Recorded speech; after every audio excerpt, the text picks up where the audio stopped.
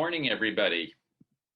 So pleased that you're able to join us. Hope you're doing well and that you and your loved ones are healthy and managing through the circumstances that we're all in. My name is John Diamond. I am the president and executive director of the UMaine Alumni Association, and pleased to have you join us for what is the third of our virtual gatherings to talk about issues of interest and importance to the university and the university community. Today, we're pleased to hold this online session to hear from three members of the class of 2020, all of whom received their degrees this past week.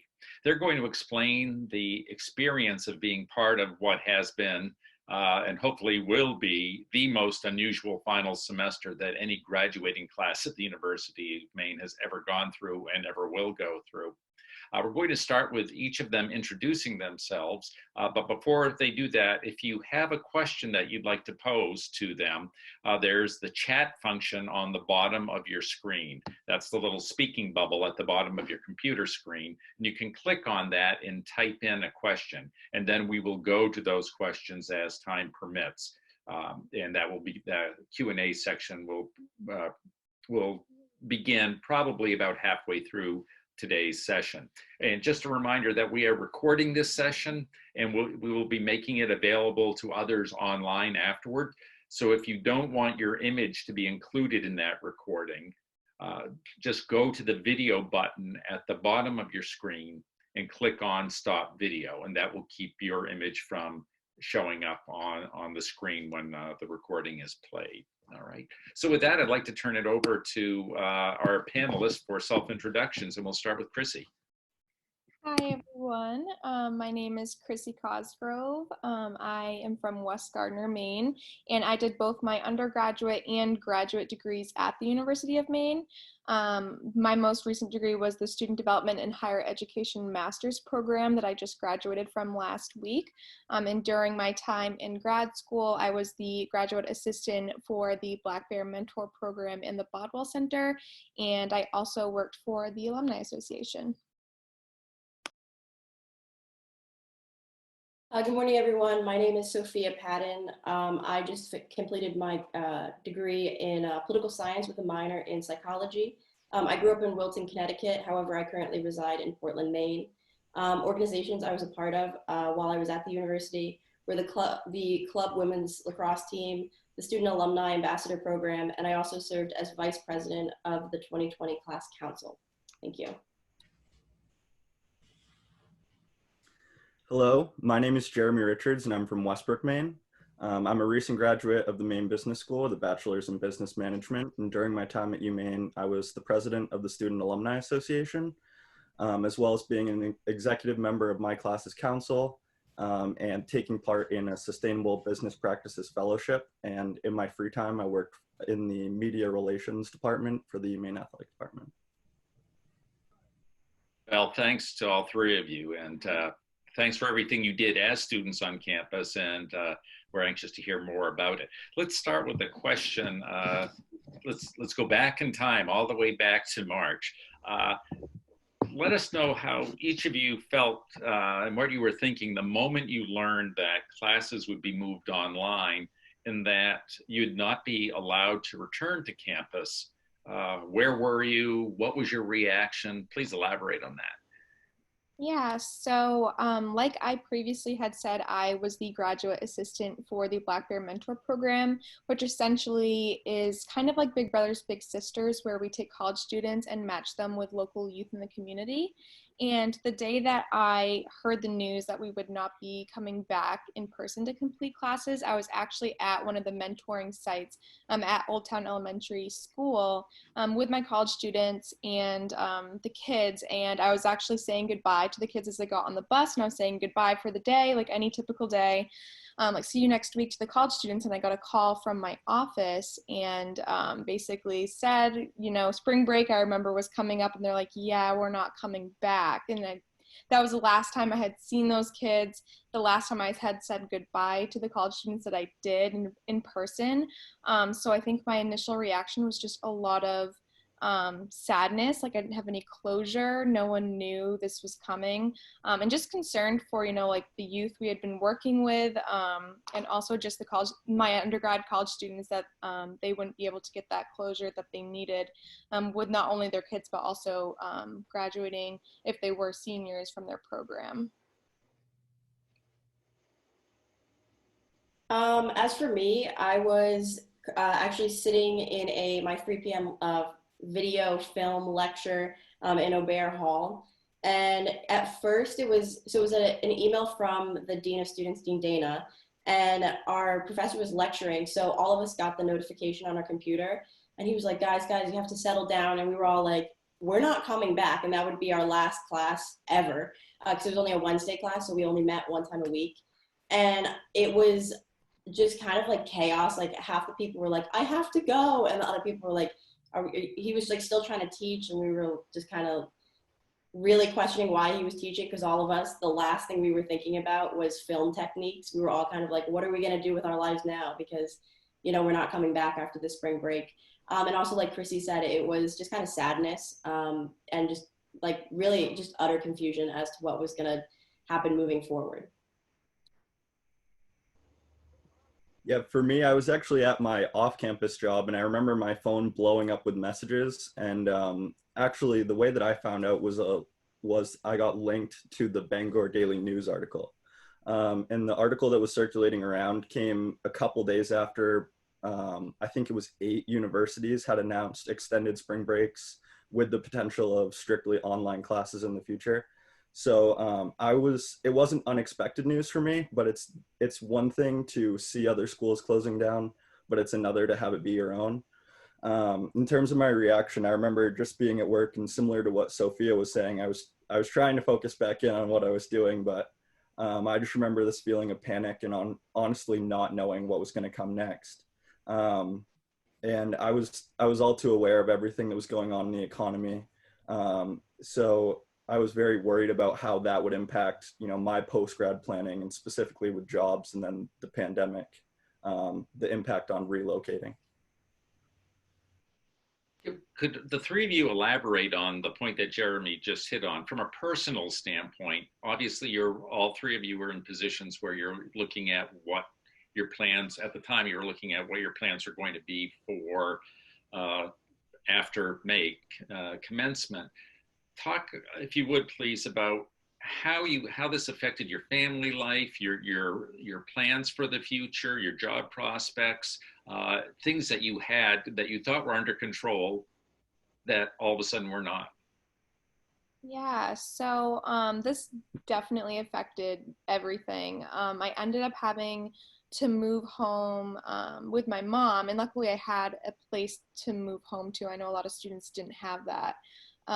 But even like finding a quiet place to still Zoom for class was a challenge. I live in like a very small house, so being able to have like a spot to just like jump on a Zoom call.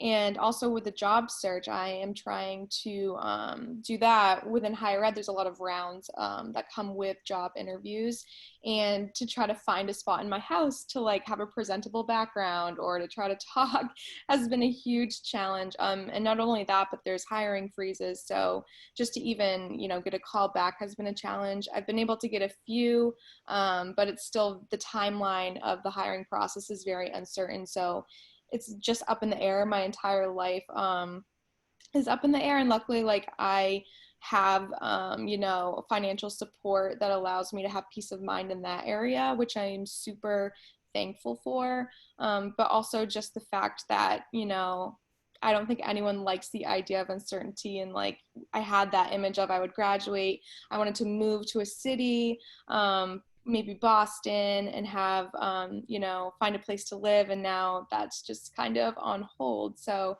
I think just kind of coping with that and trying to remain optimistic through the uncertainty has helped. And, just relying on friends in my community from UMaine through Zooming or calls has really helped me along the way. For me, like Chrissy, I also was lucky enough to have a place to stay. I actually opted to stay at my apartment in Orono, mainly because it was a chance for me to kind of stay in the school routine of things and to help me stay accountable for my education. However, I also knew that I could move back home with my mom at any second, which was super nice. As for the post-commencement, like Chrissy was saying, it really has just kind of upended a lot of things, and there's just a lot of doubt in my future right now as to what I'm going to do. Prior to the state of Maine shutting down for social distancing and quarantine, I was on LinkedIn, which is a social networking platform for professionals and for finding jobs. And I was looking for paralegal availabilities in the greater Portland area. And prior to like May 16th, I'd say there was pages and pages and pages of these options for me. However, now I've been checking it and it's really slim pickings, which I think is what a lot of recent graduates are experiencing, is that the opportunities to find jobs is definitely limited. However, I think like all of us, I'm really just taking things one day at a time.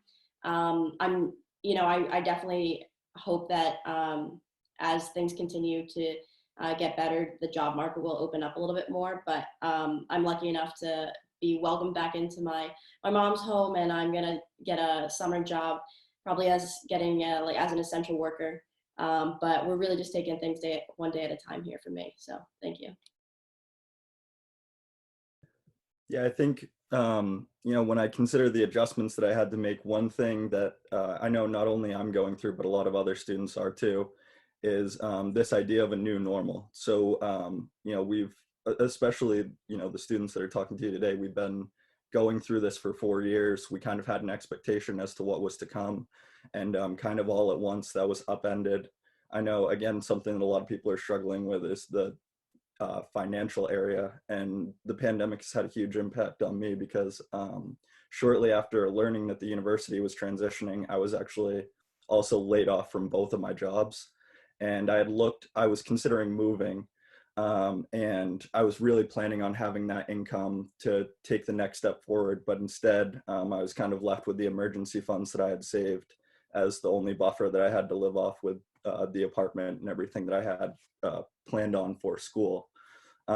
In terms of the pandemic's impact on my post-grad planning, I'm actually extremely thankful that I was able to take advantage of the university resources like the Career Center earlier in the year to help me with planning for my next steps proactively.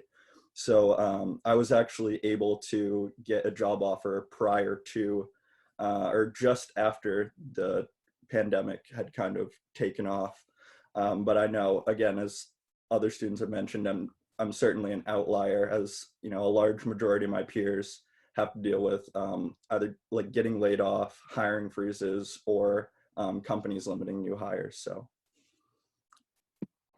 Oh, that's great. Thank you for that. Let's step back a little bit. And for a lot of people, they're inexperienced. A lot of people who have not done online education, they're inexperienced with how that works and how it's in most instances, it's not simply a matter of video conferencing. I assume that all three of you, during the course of your academic careers, have gone through and taken online courses. But some of the courses you were taking weren't necessarily developed as thoroughly as they might have been, since it was a quick switch over to online. Can you describe what your experience was doing all of your coursework online? And if you had labs that you had to conduct, can you each of you talk about how those worked out? Yeah, so luckily a lot of my grad school work is just reading and writing papers, but particularly my capstone class was hard to transition online because every week it was a presentation and there was no way to get through 20 people over video call and try to do all of that. So we ended up going to more of a discussion post form where we would just submit our papers and then people would comment back and forth on that. And that was kind of like a presentation. So in a way, I feel like my capstone course just like did not meld well with the online platform, and we did our best, but the teacher was super understanding, and we were able to kind of still muddle through all of the material and content. As for my other classes, I was taking an online class luckily with that, so that worked out. And then my other one, it was budgeting, so it was pretty easy to transition, but it was definitely like, I remember one week the professor had something pop up and we didn't have class, or like not everyone could always make it, so it was just very hard to be engaged, I found. And I found that already I kind of had to be completely transparent, like senioritis, like I already was feeling very like under motivated, and then having to like make myself come online and like stay engaged and discuss, and kind of find that within myself was very challenging, and just felt weird, and I even some days I would almost forget, like because I was out of my routine, like, oh my gosh, like I have class at 4 and it'd be like 3 and I'm like, I have to like hop on tonight. So I think just like throwing off my routine and not being in person, it was hard to remember all the little details in the assignments. Luckily I didn't forget anything, but I definitely struggled a little bit along the way. As for me, I was super lucky that I didn't have labs or clinicals, so it was kind of straightforward as to how my teachers were gonna transition their in-person classes to online.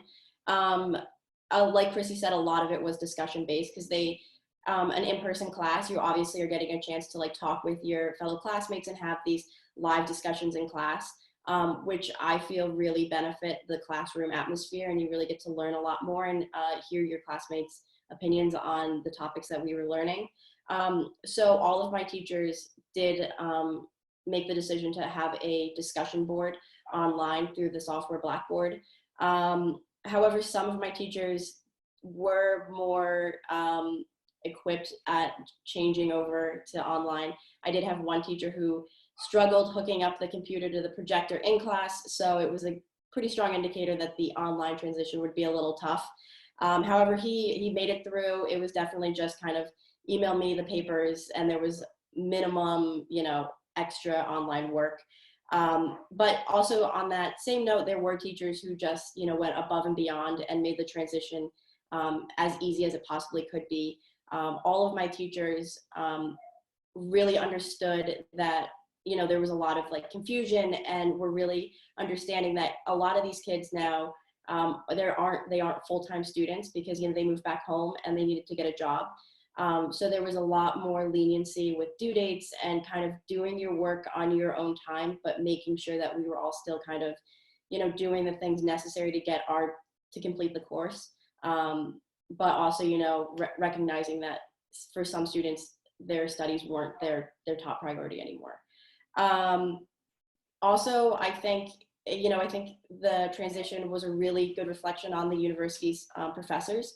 I think they were all, they did the best that they could. And they also, I didn't have a bad experience with any of my professors who were like, this is how it's going to be. And if you can't do it, sink or swim. They really all wanted their students to flourish, even on the online platforms.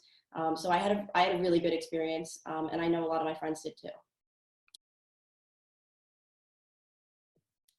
Yeah, similar to what Chrissy was saying, I would say my biggest challenge was actually the schedule adjustment. Having a routine going on for so long and then to have it change so quickly, and especially where you can't take courses that you would prefer to, like I had a capstone as well, that would have been great in person. But as Sophia was kind of saying, that the professors made the transition as seamless as possible. So I think that went a very long way in terms of helping students. The diversity of the community of UMaine is definitely an interesting task to handle when you're dealing with internet and computer connectivity issues, when you're dealing with time zone changes, when you're dealing with, as Sophia said, people going back to work. So I definitely think that it's been an interesting time, but I would say that the professors have done a great job in handling that. So. Were there any of the services that the university offered through across the board? They set up many things. Were there any that you found that you took advantage of because you were away from campus and working online? Digital library resources, of course, they're often used, but how did you take advantage of those student services that are in place for students who are generally accustomed to being on campus? Yeah, so I actually interned in the Career Center on campus over the course of this past school year. And when we went virtual, I found that especially during this job search process and navigating all of that, I heavily used that service because they're still available for career counseling virtually, even like practicing interview skills, resume lookovers. And so utilizing the career counselors on campus was huge for me during this time. And also just like getting general advice, like Kate Foster is great. She, like helped me like maybe during this time when I have downtime, like work on my LinkedIn and just like tailor that, like work on little things that could help you during this time. So that was one service. And then out of the Bodwell Center and student life in general, there was constant professional development newsletters and a lot of cool things that I kind of hope don't go away after this, just because I think having, that virtual community really helps create like an even deeper connection for student life. So yeah, I would say definitely career services and just student life in general has been phenomenal during all of this. Thanks. I also, like Chrissy, have used the career services too, but I also used the library online services. One of the really beneficial things I've found is that being a student and using your the .edu email address, it has allowed us to have an unlimited resources to like New York Times and Wall Street Journal that normally you kind of hit a cap at 3, I believe it is, and then it's like, sorry, you need to have like a $14 subscription. But through the library services, you are able to continue to use those databases even without having a subscription, because the school has purchased one for all the students, which working remotely was definitely really helpful because a lot of my teachers required, using scholarly articles, and those are kind of hard to find just Googling things. So there was never really a doubt in my mind, like, oh, how am I going to find this one article? I would just go to the online library and, type in what I needed, and, up would come, 5 different sources that I would need, which really made just the whole process a lot easier, and took a lot of the like struggle that I would have faced out of it. So I found myself really grateful for the library services. Yeah, the biggest tool that I used was the Blackboard software that was actually already in place prior to the pandemic. For those who don't know, it's basically the hub for all of your courses. And really with the pandemic, that became the main point of communication, where our teachers would update us on anything that was new, any developments, even critique sometimes. There's a discussion aspect, which as Sophia had kind of alluded to in the prior point, a lot of the courses became very discussion based, so that was a huge tool. And then using the library resources as well, just for everyday studying and the access that ultimately gives you. Yeah, thanks. What was it like or how did you approach maintaining relationships with your classmates? Now, obviously, you're well accustomed to using social media to stay in touch with friends, but there are also classmates who are not necessarily the people you're connected with on social media, but nonetheless, it's part of the college experience. Did you find that being socially distanced affected or helped you develop relationships with classmates that you might not have had? Help us understand what maintaining those relationships was like. Yeah. So my program's awesome because it's a cohort of actually 20 students. So, I mean, it is like a small community anyway, but something that we did was we had every Monday at noon, we had like a virtual lunch, which I thought was a really cool way just to stay in touch. And actually, like one of my classmates that I was like semi close with, but not definitely like more of like an acquaintance, writes blogs, and we like all got on her email list to like stay connected. So now we're getting like her emails every week, which is really cool. But I found that I actually like nurtured more relationships throughout this than I probably would have in like real life, I guess, just because there weren't the distractions of like the hustle and bustle of everyday things. And you really, I feel like on Zoom, you're actually like very engaged because you're just staring at like a screen. There's no like things to distract you through it.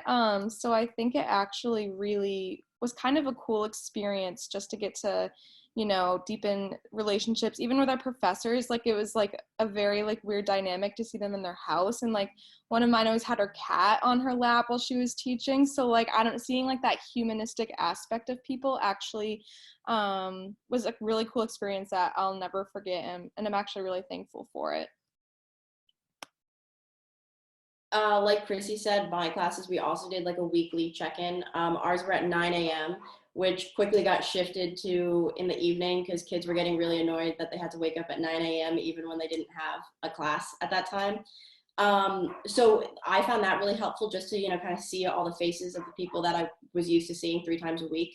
And also just to admit, like, I think the professors liked it because they, you know, got to make sure like kids were doing their work and like that no one was completely gone off the radar. Although we did have one kid who just dropped off the map. But I personally really liked those weekly check-ins. It helped me kind of stay on top of my work, and that, you know, every week at, you know, 9 a.m. I would make sure that I had my work done so I could be like, yep, done it, you know, didn't have to stress about that call.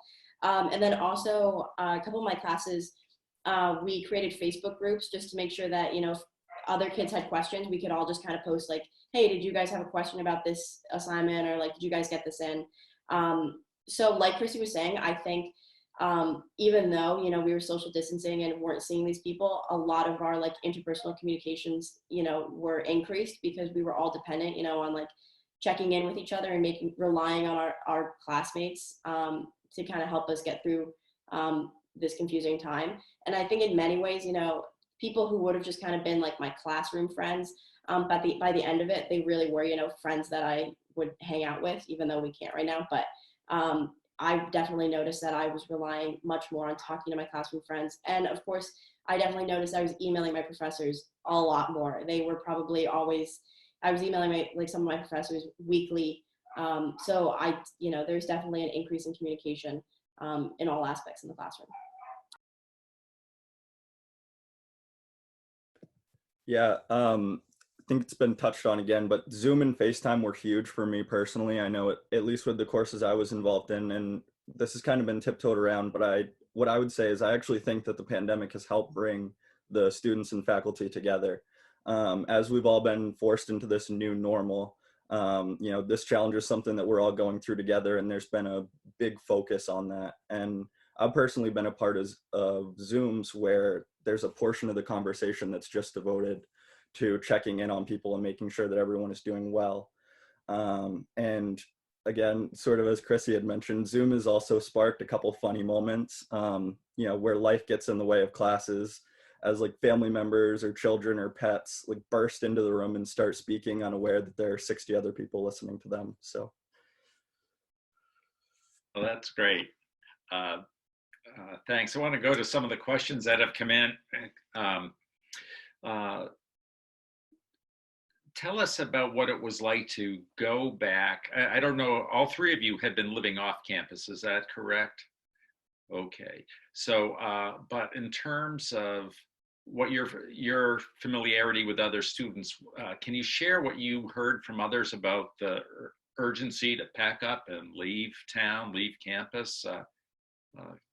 Chrissy, can we start with you, because you being in student affairs, working as a graduate student in that area, you probably heard from quite a bit, either directly or indirectly.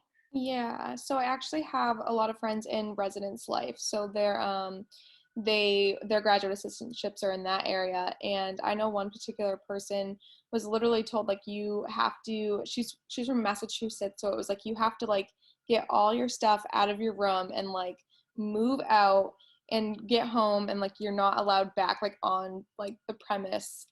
So, you know, being from farther away, I know that was like a huge challenge for her. Luckily, her family was able to drive down. They took like 3 cars and they all got her stuff like in the blink of an eye and got it out. But then still also her having to deal with the back end of like helping her students move out through all of this and still keeping in contact. I know she was still calling every single student every week to check in. So you're still having to operate and do your job and put in your hours, but you're also not, it takes away that huge component of your job is being in person. So I think just the stress, and then not to mention like being a grad student, like you have your own work on top of that. So I know a lot of people literally had to, particularly people that lived like in the dorms, had to just like pack up everything. And especially if people are from like farther away, like to navigate that whole thing. I know that I was not jealous of their circumstances. And yeah, from everyone I know, they managed it, but not without like a few breakdowns along the way, and just a lot of stress. Mm-hmm. Thanks. Sophie?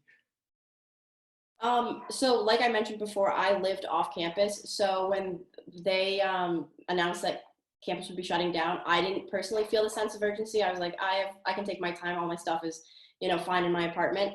However, the Thursday following the Wednesday announcement, I was driving to Dunn Hall for my 9 a.m. class, and the road was closed. And I was like, why is the road closed? Are they filling potholes? Like, what's going on? So I was kind of annoyed, and I had to go around. But then as I was walking into my class, I looked down to see, trying to figure out why the road was closed. And it was because these freshmen had to pack up and move out of their dorms. And that's when it kind of hit me. Like, there are so many kids at this university who have just been told, like, pack up your entire dorm and get out of here. And it was just like, I was completely shocked. And it really kind of sunk in that moment, because I was just walking into my class like it was a normal day, and there were kids, packing up their dorm and putting it like their parents' cars there, and it was just such an odd sight to see on a weekday in March. Like the first week of school or the last week of school, that's totally normal. People are moving in or moving out, but like just a Thursday in March, it was just, I was totally shocked, and I felt bad for them because their whole life just completely changed in 24 hours, and they have to pack up what is usually a very small but packed full of like dorm. They had to pack up their whole college life. So that for me was kind of the indicator that there was a high sense of urgency for those kids. Yeah, when I had heard the news that the university would be transitioning to all online courses, and I was reading that newsletter, I really felt for the especially the first year students and second year students that had to move off campus. And I, again, like Sophia, I actually witnessed the caravan as well. It was a very eerie feeling knowing that it's March and it is like move-in day. But personally, I worked with actually a student that's from Quebec. And she had to move within 2 or 3 days of finding out, and she had to go all the way back to Quebec from there. So I can't imagine, that kind of challenge, but yeah. Yeah, the image you just painted of the caravan is really something, because we can all envision what it's like on move-in day. It's celebratory. On move-out day, it's celebratory, but this was like an evacuation. Just a reminder, folks, that if you have questions that you'd like to pose, please go to the chat function on the bottom of your screen and type them in, and then we will share those with our panelists. I wanted to ask you in terms of the, you mentioned that your connections, your relationships with your faculty members, plural, had changed from what you had been accustomed to. You were accustomed to seeing them face to face. Now they're remote. But how did it affect the dynamic between student and faculty member when you have to shift to this one-on-one relationship as opposed to a collective relationship with a faculty member? Yeah, so I found that it definitely like deepened my relationships, kind of like I had alluded to. And it was interesting because a lot of the faculty members in my program, two out of the three main core faculty members were also having babies during this time. So I know they were facing, especially during a pandemic, like giving birth to a baby is very stressful. But I was just amazed at like their dedication to still, like within 24 hours, if I emailed them, I would get a response back. They would hop on Zoom calls. With our paper, one of my professors like was willing to meet with every single student to go over her feedback. and just like zooming with her, kind of like I said, like seeing like her actual like place and like her family. That was pretty cool. And I feel like my program in general is very close knit. The higher ed community, we have like a Christmas party every year where we get to go to Elizabeth Allen, one of my professors, her house. So I already had felt close to them, but I think this even furthered my respect and like admiration for how they were able to navigate. You know, they have their own lives too. Like this is affecting them just as much as us. So I was just impressed at their ability to kind of, you know, still be there for all of their students and prioritize students throughout this whole process. As for me, I definitely, as I said, I emailed them a lot more, and I Zoomed when they offered their office hours. And I think one thing that I definitely noticed was that in the past years being a college student, you kind of know your professor, like they know your face, they know your work, but you don't really have like a deep connection. And this past semester, I definitely have found teachers that can write letters of recommendations because of this pandemic. We definitely have had a deeper relationship because we're constantly communicating with each other, and I think we both on each end there's a higher respect for each other. You know, like students are still able to get their work in on time and be a student even though they can't go to the place where they have been a student.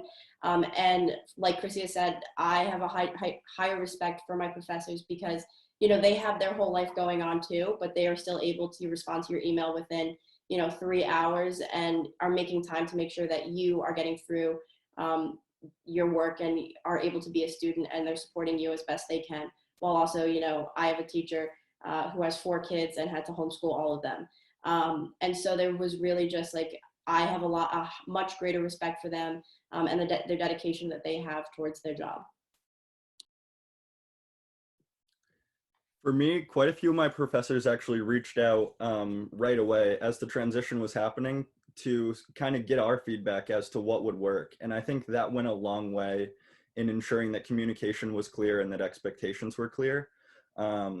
Again, I'm just going to touch on the fact that there's definitely a more personal relationship. You know, communicating electronically can definitely be difficult, especially when you're used to doing it face to face. But the availability and I guess the care that the instructor showed in terms of realizing what we're going through and how difficult this is for us and trying to make that next step as easy as possible. So I really appreciate that. Did you hear from classmates or friends that who struggled with the idea or struggled with the reality of having to finish their coursework and their academic career, perhaps through a virtual, you know, through the online process? You know, there are the 3 of you managed, quite obviously survived it and managed it quite well, but we know that there are students who did struggle with it, and we know, looking at the numbers for all universities, that there are students who dropped out. Did you have any personal experience with other students who went through that? And Chrissy, given your role in student affairs, you might have had more of a direct relationship with some of those students. Yeah, so actually, immediately one of my actually fellow classmates comes to mind. She was a first generation college student, came from very unfortunate circumstances and was able to get her master's degree. And I know that coming here and completing this degree was like a huge thing for her and for her family. She was financially supporting her family throughout the entire time that she was in this program. She had a grad assistantship, same thing. And I know that she was really like very proud of how far she's come. And we were in capstone class that Wednesday that we got the alert that night. And I remember like our professor had opened up like discussions to kind of talk about how we were feeling. And obviously it was very somber, but she broke out into like tears because she had said that, you know, she was really wanting to walk across that stage and wanted her family to be there and to be able to have that moment. And she felt like it had been taken away from her. And so I know, and I've been in contact with her like throughout this whole thing, and I know that she's still kind of processing the fact that she didn't get to experience that, because she's literally been looking forward to that for most of her life. So I know that's like one personal example that I can think of. I know a lot of my other fellow classmates or students that I had in my program felt very similar, even like the traditions like Maine Day or things that everyone looks forward to not getting to experience that your senior year, was definitely just kind of a bummer for everyone. But yeah, I think just the fact that you don't get that moment. And our program did a virtual, so we usually have, it's called the higher ed send off, so it's just for our program, and it's usually like a nice ceremony and dinner, and we hand out awards at the end of the year. And we've been planning for that all year, so I'm just really excited about it. And we did it online instead. And I mean, it was good to like have that still, but it was just funny because it was like 60 family members, and there was like grandparents and moms and dads, and people were like not muted, and like people were doing like crafts, like there were some people doing like random things. So like we did our best, and it was still like so meaningful to have that. But to not have like that actual like wearing your like cap and gown during this time, and having like our higher ed ceremony in person was super sad. And I know that everyone felt that sadness collectively. I also had one classmate who from the very beginning was like, I'm going to struggle with this. And it made me realize to think about the kids who lived in northern Maine. His biggest issue was he realized, like everything's shifting to online, and he doesn't have Wi-Fi, or I guess had very spotty Wi-Fi. And he said like it was just him who like voiced his concern, but then 5 other kids in my class were like, yeah, I also live up there and we don't have Wi-Fi, and the one place we normally go to have like a steady Wi-Fi connection is the library, but obviously that will be shut down because of the pandemic. So I think that was definitely how I learned about a lot of the different struggles that people would have, particularly the one about, finding technology to support an online education. But like Chrissy also said, there was also the struggles of, you're not going to get the ending that you had hoped. However, for the undergrads, there was a Corona commencement, which I think if you have the Portland Press Herald or any type of like news source in Maine, they did an article on it. And it was kind of like this mock commencement ceremony, but it was Corona commencement, and Dean Dana was there to shake everyone's hand, followed by Purell to wipe off all possible germs.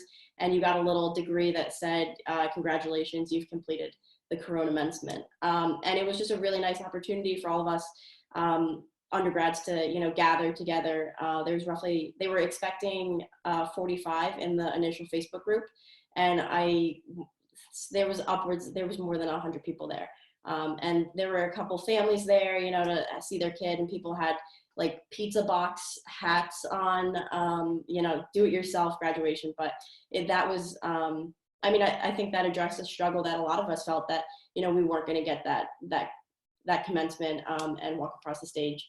Yeah, so I think, we did the best that we could. Like Chrissy said, they did their own special thing. And so those were the 2 struggles that I definitely saw.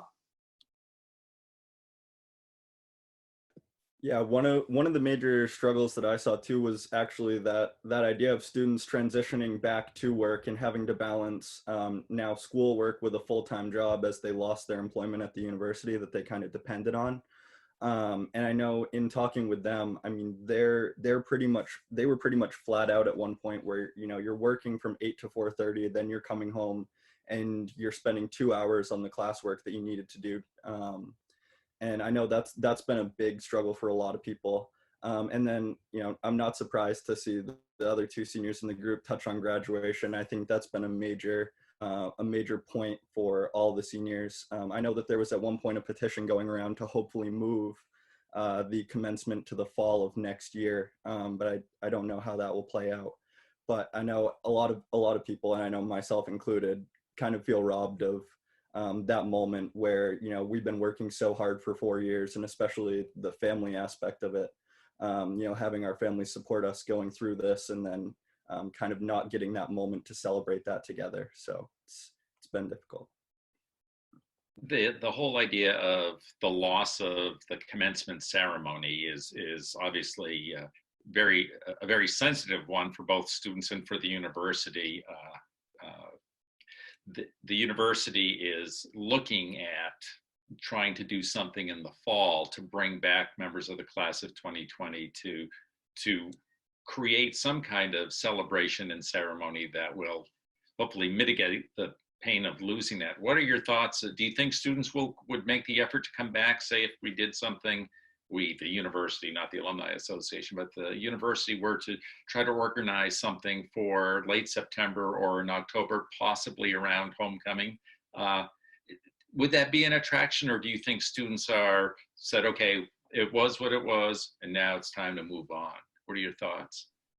I think I'm not quite sure. I think I know a lot of people, especially people that are out of state or might get like jobs somewhere else. Obviously that would be a challenge to try to travel back. I know for some that would be super meaningful, especially if they're local, or for instance, like the student I was just talking about that has been waiting for that moment. Obviously it's special for everyone.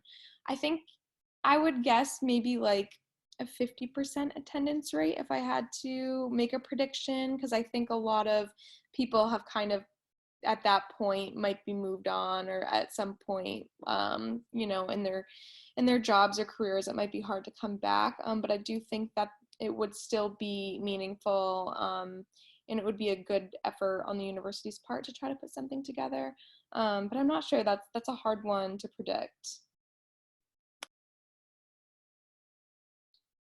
Yeah, like Chrissy said, I think it's the people who can come back will. One of the benefits that I like about Maine, University of Maine, is that most of the alumni also live in Maine. So I think the kids, like I know my classmates who have graduated and moved back to, the southern Maine area around me would definitely come back. And I think I would come back for the graduation. But again, there's a lot of, at that point in time, if kids get jobs, or if they move away, and, if they're from out of state, it might be more difficult. But I've also gone to the homecomings in the past years, and, every year there's a ton of alumni who come back. And I think, they all loved the time that they spent at the University of Maine. And I think that they would also appreciate a proper send-off if that's possible. Yeah, as one of the students that is transitioning away from Maine, I know that I personally wouldn't be able to make it, but from all my classmates that I know that are staying in the area, that first off, that's something that I want to see for them, because I know that, if I had the opportunity, I absolutely would come back. And the second part of that is that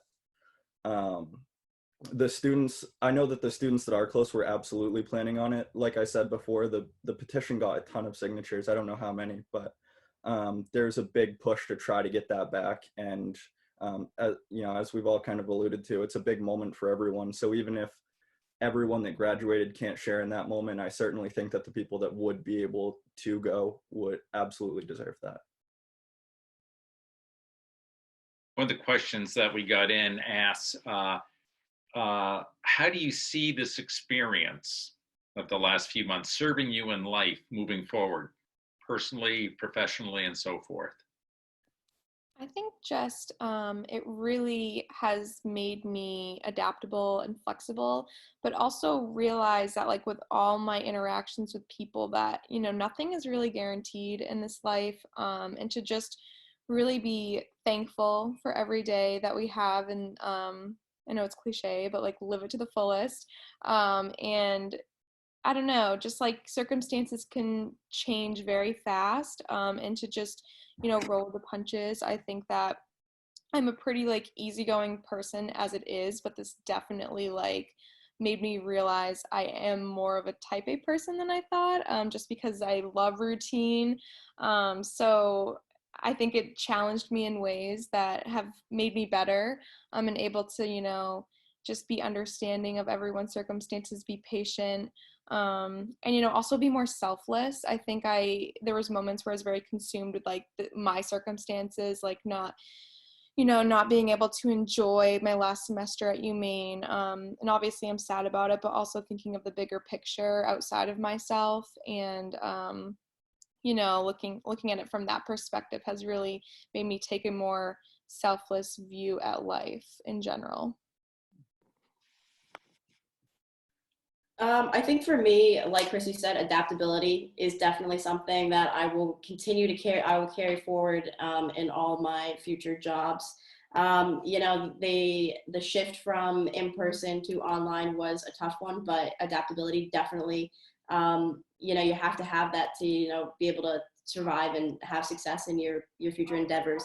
And also grateful, like Chrissy said. I think those are words that you hear a lot during this pandemic. We're grateful for our health and, our family's health, but also, I've now had a heightened thankfulness for, the ability to go to sit in a classroom. And I know, my mom has expressed, grateful, to go to her place of work and, just to have the face-to-face interactions with your coworkers. And, I think looking back on it, those are things that you used to kind of, complain about, like, oh, I don't want to go to work today. I wish I could stay home. But now, we're itching to go to work, and we're itching to, do these things that used to be kind of a hassle for us. And I think, as I move forward in my life, I'll be reminded of this time and be like, go to work, because at one point in my life, I wasn't able to go to work, and, be appreciative for the small things, definitely. Yeah, I think when you're sitting in a classroom with 60 to 75 other students, and you look around, it's very easy to kind of consider everyone equal. You don't really see the kind of aspects of their lives that you're now getting to see through the pandemic, where people are working 2 jobs sometimes, or they're raising a child. And I would definitely say this situation made me more aware of what's going on with others, and kind of like Sophia said, just appreciating the little things. I miss going to work so much, or I miss being able to just drive around and go to a restaurant. And it's those little things. And then I think as well, I talked about earlier financially, just being more prepared. It's a situation like this that kind of teaches you that not everything is assured, and that you need to be present in the fact that something could happen at any time. So. Well, you are the most members of the most unique graduating class that UMaine has ever seen, as I said before, and hopefully we'll never have another class that has to go through what you have gone through. I think your last response is probably makes it the best place for us to wrap up here. Somebody just asked, was it a bit easier for you to accept that graduation did not occur last Saturday, given that there was they had snow on the ground in Orono? So probably for the first time ever for a May graduation. But by your smiles, I guess that was maybe a minor detail, but you would have taken the walk through the snow in your cap and gown anyway, I assume, right? Yeah. So. Well, let's wrap it up here. Thanks to all 3 of you, Chrissy, Sophie, and Jeremy, for being part of this, and congratulations on graduating. We look forward to having you back on campus at some point for a commencement, if that works, or if not, to visit us and to be part of homecoming and some of the other traditions that go along with being a UMaine alum. Congratulations on all your success academically.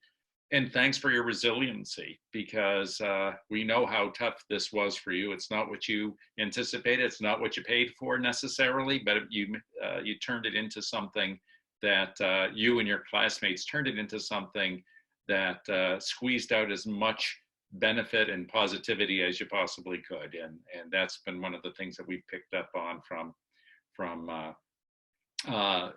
talking to other students. So. Anyway, with that, I'll thank everybody for participating and joining us. We will be doing another session in 2 weeks, and that will be with the university's athletics director, Ken Ralph. So we'll be promoting that. So check the website and check your email for notification of that event. But this is the 3rd in a series of webinars and discussions that we're having over the course of the next few months, and we look forward to having you participate. So with that, we'll say thanks everybody, be well, and go blue. Take care.